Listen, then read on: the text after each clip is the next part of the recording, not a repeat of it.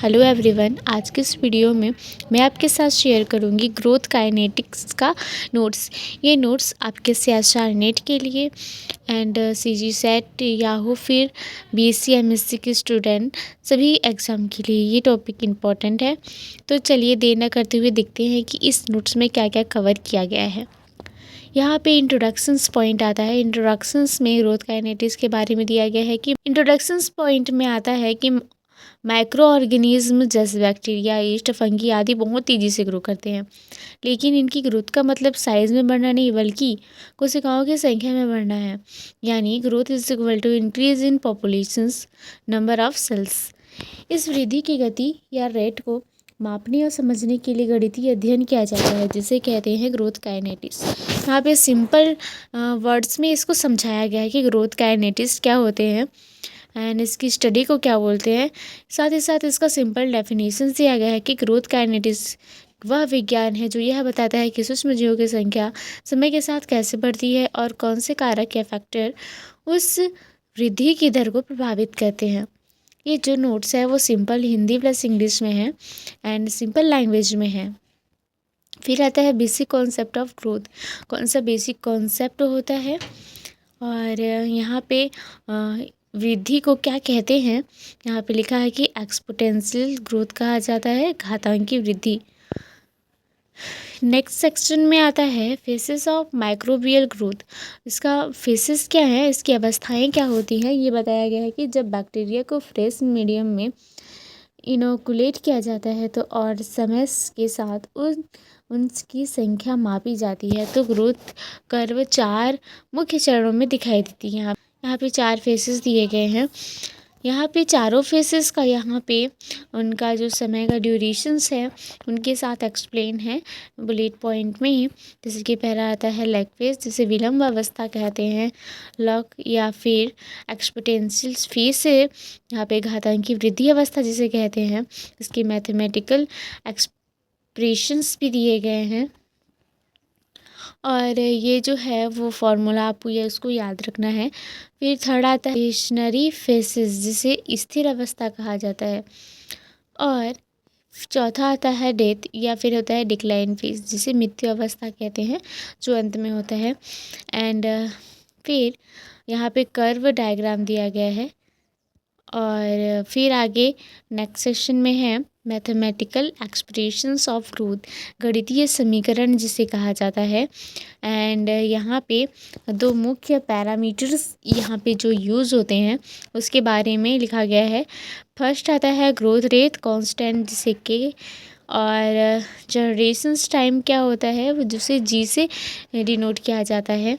And इनका भी यहाँ पे एक्सप्लेन किया गया है। ये नोट्स आपके CSR नेट के लिए काफ़ी इम्पोर्टेंट है, साथ ही साथ आपके थ्योरी एग्ज़ाम्स के लिए भी इम्पोर्टेंट है। यहाँ पे ग्रोथ रेट्स जो क्वेश्चन बताता है कि किसी समय अंतराल में कितनी बार पॉपुलेशन दोगुनी हुई है। यहाँ पे फॉर्मूला दिया गया है K=N/T, जहाँ N होता है जनरेशंस की संख्या और T होता है समय। फिर नीचे जो है इसके जो फॉर्मूला से कैसे निकालते हैं N, उसको बताया गया है।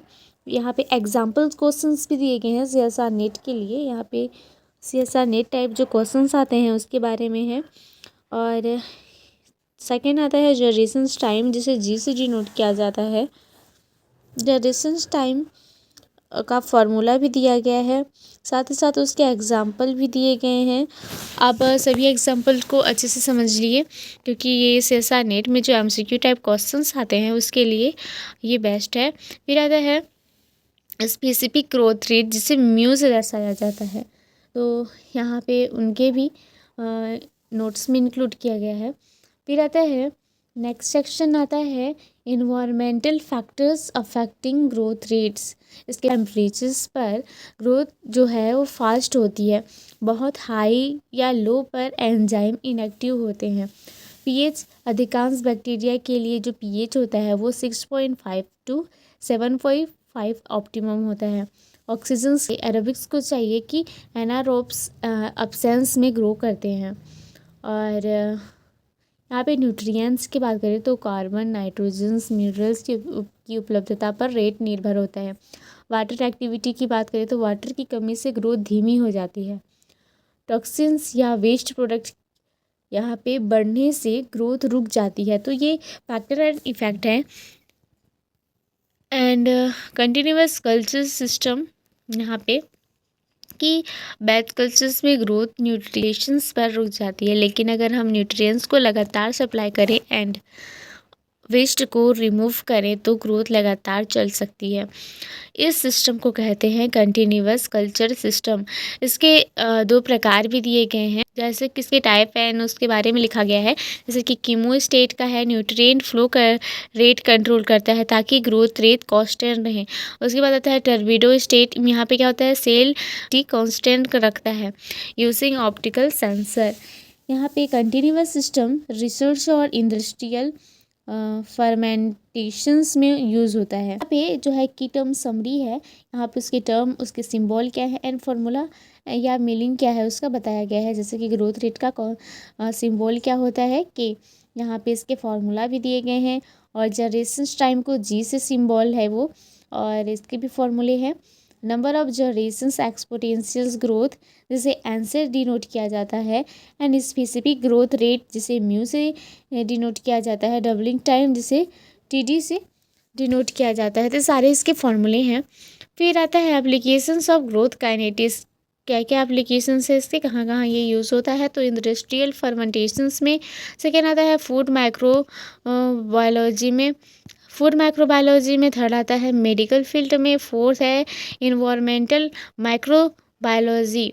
फिफ्थ आता है रिसर्च। यहाँ पे सारे इसके छोटे से सिंपल एक्सप्लेनेशन है कि कहाँ कहाँ ये यूज़ होते हैं।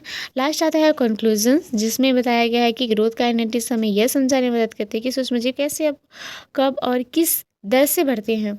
साथ ही साथ यहाँ पे इम्पॉर्टेंट पॉइंट्स भी दिए गए हैं, जो कीवर्ड्स हैं वो हाईलाइट हैं कि माइक्रोबियल फिजियोलॉजी में ग्रोथ काइनेटिक्स को mathematical heart of microbial life कहा जाता है। ये एमसीक्यू क्वेश्चंस के लिए काफ़ी इम्पॉर्टेंट है, तो आप इसको नोट कर लीजिए।